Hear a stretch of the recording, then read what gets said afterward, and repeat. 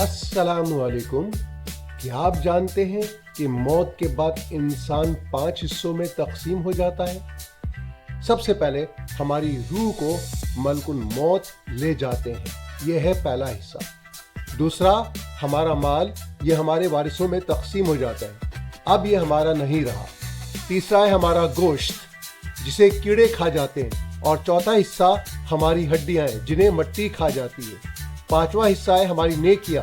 جو لوگ ہمارے قرض خواہ ہیں، یعنی جن کا حق ہم پر تھا، وہ ہماری نیکیاں لے جاتے ہیں. یہ تو ہو گئے 5 حصے. لیکن ان سب کے بعد ایک چیز باقی رہ جاتی ہے، اور وہ ہے ہمارا ایمان. یہ ہماری زندگی کی سب سے بڑی کمائی ہے. اللہ ہم سب کے ایمان کی حفاظت فرمائے. آمین. اس پیغام کو دوسروں تک ضرور پہنچائیں.